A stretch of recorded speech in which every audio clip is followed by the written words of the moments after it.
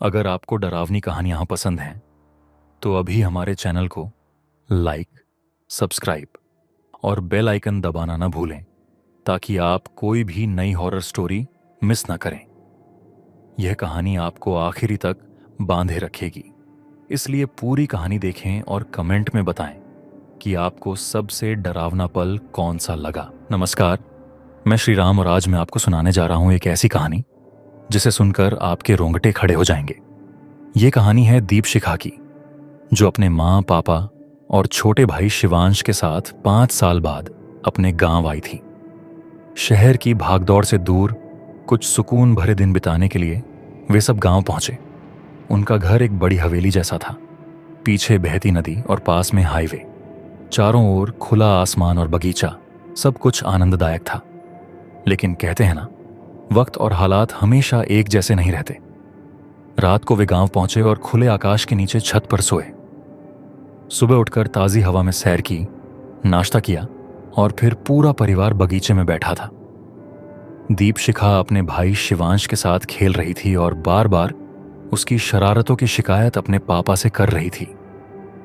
उनके पापा खुद को इस खेलकूद से ज्यादा देर दूर नहीं रख सके और उनके साथ खेलने लगे। खेलते खेलते दीपशिखा घर के मेन गेट तक पहुंची।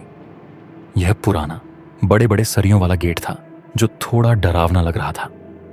हवा में एक अजीब सी गंध थी, मानो कोई चीज सड़ रही हो। तभी उसे गेट के बाहर से एक अजीब आवाज सुनाई दी, जैसे कोई धीरे धीरे उसका नाम पुकार रहा हो। उससे पहले कि वह गेट खोलती, उसने देखा कि उसके पापा अचानक अपने बाएं पैर को पकड़कर जमीन पर बैठ गए और दर्द से कराहने लगे। वे बुरी तरह तड़प रहे थे। दीपशिखा घबरा गई और उनके पास दौड़ी, लेकिन इससे पहले कि वह कुछ समझ पाती, उसके पापा गेट की ओर तेजी से भागने लगे। उनके पीछे पीछे दीपशिखा, शिवांश और उनकी मां दौड़े, लेकिन बाएं पैर में चोट होने के बावजूद उनके पापा बहुत तेज भाग रहे थे।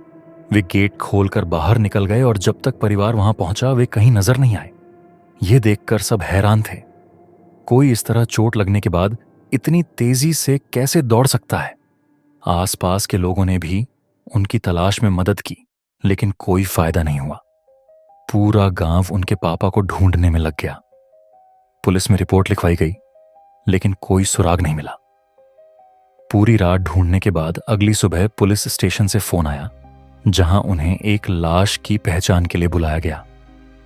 जाकर देखा तो यह उनके पापा की ही लाश थी, जिनका बायां पैर कटा हुआ था।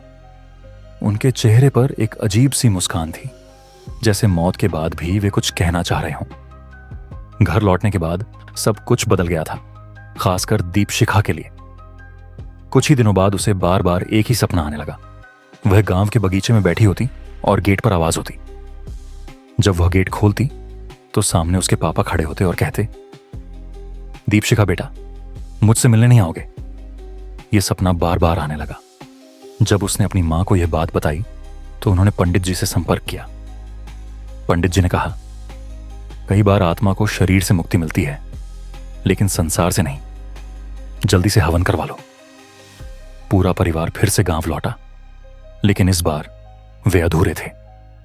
दीपशिखा बगीचे में बैठी अपने सपने के सच होने का इंतजार कर रही थी। तभी गेट के बाहर आवाज हुई।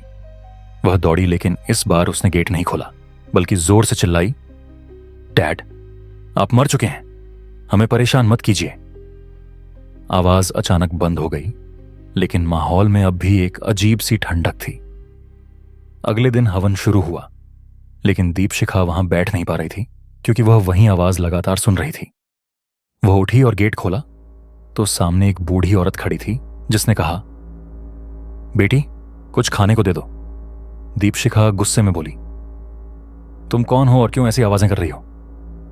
औरत ने मुस्कुराकर कहा, बेटी, मैंने कोई आवाज नहीं की। दीपशिखा ने दरवाजा जोर से बंद कर दिया। रात को जब दीपशिखा सोने गई तो उसे लगा कि कमरे में कोई परछाई हिल रही हैं। अचानक हवा में ठंडक बढ़ गई और उसे खिड़की के बाहर हलचल महसूस हुई।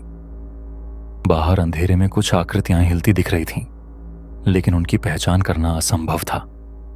धीरे धीरे खिड़की के शीशे पर धुंध बनने लगी और उस धुंध में किसी ने अंदर से 3 उंगलियों के निशान बनाए। दीपशिखा ने हिम्मत जुटाकर खिड़की से बाहर झांका, लेकिन वहां कोई नहीं था। तभी उसे अपने कानों के पास एक धीमी फुसफुसाहट सुनाई दी। दीपशिखा, बेटा, दरवाजा खोलो। आवाज इतनी ठंडी और भयानक थी कि उसकी रीढ़ की हड्डी तक सिहर उठी। वह हड़बड़ाकर पलटी और कमरे की लाइट जला दी।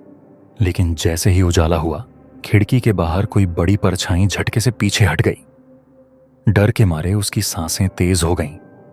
उसने हड़बड़ाकर अपने तकिए के नीचे से मोबाइल निकाला और फ्लैशलाइट ऑन की, लेकिन रोशनी में कुछ भी नहीं दिखा। तभी अलमारी के दरवाजे पर एक हल्की सी दस्तक हुई। दरवाजा धीरे धीरे चरमराते हुए खुलने लगा और अंदर अंधेरे में किसी की लाल आंखें चमकने लगीं। दीपशिखा कांप उठी, लेकिन हिम्मत करके उसने दरवाजे की तरफ कदम बढ़ाया। अचानक खिड़की के बाहर से एक जोरों की दस्तक हुई। दीपशिखा डर के मारे चिल्लाने ही वाली थी कि खिड़की अपने आप खुल गई। हवा के झोंके के साथ कमरे का तापमान गिर गया और उसकी सांसें जमने लगीं। एक सफेद धुंध जैसी आकृति खिड़की के बाहर हवा में तैर रही थी। खिड़की से ठंडी हवा के झोंके के साथ एक परछाई अंदर आई और धीमे स्वर में बोली, मैं हूं शांति देवी। उसकी आंखें लाल अंगारे जैसी चमक रही थीं। उसके लंबे बाल हवा में लहराने लगे और उसके चेहरे पर एक अजीब सी मुस्कान थी। दीपशिखा ने जैसे ही पीछे हटने की कोशिश की, उसका पैर किसी ठंडी चीज से टकराया। दीपशिखा के चिल्लाने की आवाज से उसकी मां दौड़ती हुई आई। उन्होंने देखा कि दीपशिखा कांप रही थी और खिड़की से बाहर देख रही थी, जहां दूर एक धुंधली आकृति गायब हो रही थी। तभी अचानक शिवांश भी जाग गया और उसने कांपती आवाज में कहा, दीदी, कोई हमें यहां से जाने नहीं देगा। उसकी आंखों में डर था और कमरे के कोने में हल्की हल्की फुसफुसाहट अभी भी गूंज रही थी। क्या यह सिर्फ एक अंधविश्वास था या फिर कुछ ऐसा जिसे विज्ञान भी नहीं समझ सकता? क्या वाकई आत्माएं हमारे बीच होती हैं या यह सिर्फ हमारे डर का परिणाम है? दीपशिखा और उसका परिवार उस घर को छोड़कर चला गया, लेकिन क्या वे इस रहस्य से कभी मुक्त हो पाए? यह सवाल अनसुलझा ही रह गया। अगर आपको यह कहानी पसंद आई हो तो सोचिए, क्या होगा अगर अगली बार जब आप किसी वीरान जगह से गुजरें तो आपको भी कोई आवाज सुनाई दे? क्या आप उसे अनदेखा कर पाएंगे या फिर आपको भी उस रहस्यमयी दुनिया की झलक मिलेगी? सोचिए, समझिए और खुद फैसला कीजिए। क्या आत्माएं वाकई होती हैं?